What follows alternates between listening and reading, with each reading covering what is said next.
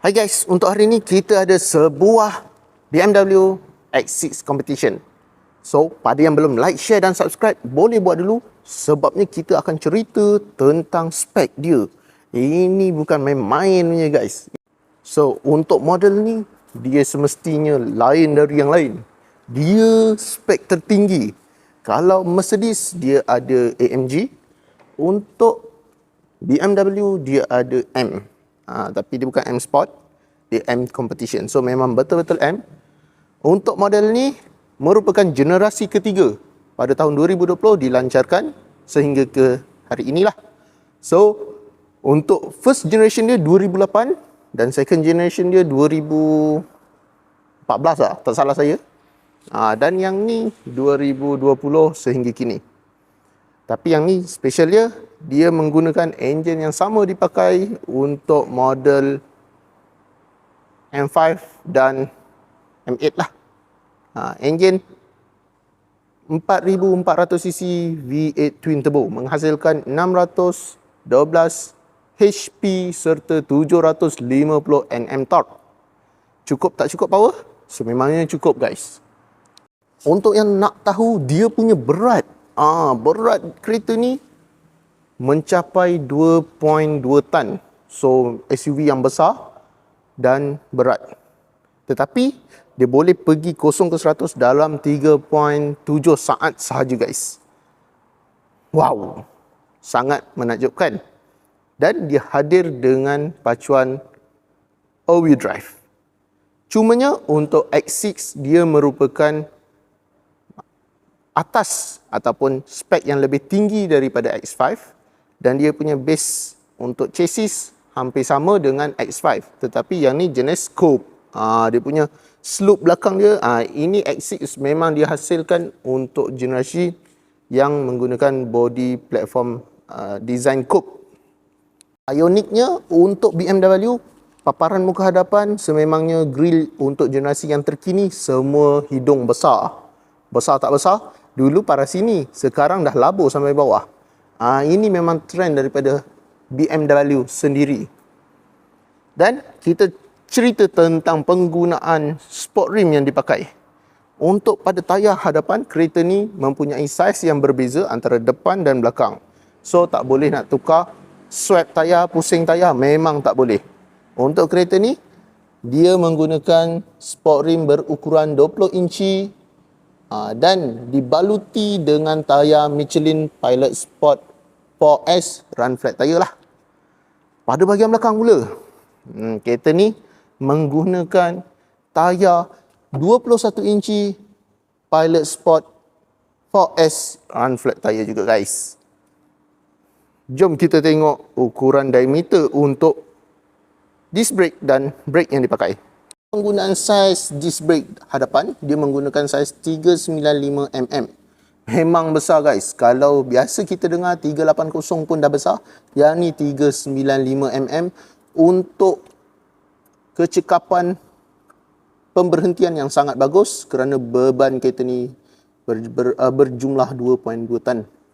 Serta penggunaan kaliper 6 spot pada bahagian hadapan memang bagus. Pada bahagian sisi, kita akan nampak kereta ni memang tak nampak sangat macam SUV. Dia lebih pada crossover sebabnya dia punya color tone semua memang kereta punya color tone. Dan dekat sini dia ada tulis X6M. Paparan muka belakang pula, saya boleh katakan model ni memang sedikit nampak jauh lagi besar daripada first generation dia yang dah sememangnya besar. Tetapi model ni untuk generasi ketiga lebih besar, lebih lebar dan skop dia lebih rendah sikit lah. Untuk bahagian bumbung dia sebenarnya lebih tinggi, tapi kita punya mata melihat lebih rendah. Pada bahagian sini dengan X6M Competition menjadikan kereta ni memangnya lebih sport look. Exhaust 2 tip double exhaust memang sporty dengan ada bahagian cover ataupun diffuser Untuk cover belakang dia ni memang color black glossy, memang cantik lah. Dan side mirror dengan wujud kamera 360 menjadikan kereta yang besar ni senang dipandu dan lebih kelihatan clean. Boleh kita lihat dari segi ukuran panjang memang besar. Kereta ni berada dalam kategori middle size SUV. Tetapi pada saya memang cukup besar jika dibandingkan dengan kereta seperti Porsche Macan S. Yang anda perlu tahu, apa yang perlu? Kita tunjuk pada bahagian dalaman. Untuk bahagian dalaman, bentuk pada bahagian door trim dia seperti ala-ala honeycomb ataupun grip pada bahagian handle menggunakan aluminium dengan finishing ada lining biru, memang cantik. Memory seat tersedia dan auto boot tersedia pada bahagian panel pemandu. Okey, untuk bahagian dalaman saya kurang arif, tetapi kita akan lihat secara keseluruhan kereta ini. Side step dengan X6M Competition telah tersedia dengan carpet M serta dia punya seat belt M. Bahagian seat full semi bucket dengan X6M dengan ada cahaya warna dan lampu. Memang sporty.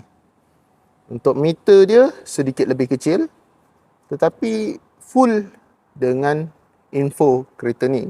Penggunaan torque, dia punya mood, pemanduan, operation semua dalam dia punya infotainment lah.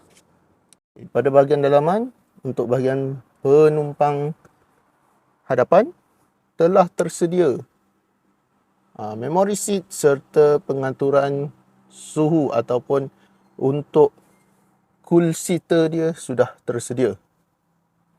Bahagian ambient light, lining pada bahagian dalam dengan finishing ala-ala carbon macam ni memang cantik dengan panel chrome macam ni. Memang rasa kereta ni very expensive lah. Penggunaan speaker daripada brand Harman Kardon memang speaker yang menjadi pilihan untuk kereta performance daripada BMW. Masuk ke bahagian belakang. Untuk bahagian belakang, kereta ni menjanjikan seater yang lebih sporty. Jika dilihat, ia kedudukan seperti sebuah M5 ataupun kereta yang sama level dengan dia merupakan kereta sedan. Kita lihat bumbung memang dia ada slope sikit dan dia ada original sunroof. Pada bahagian belakang juga terdapat aircon zone pengaturan secara automatik. Untuk seater juga tersedia untuk penyejukan seater. Okey, sampai di sini saja. Jom kita dengar bunyinya.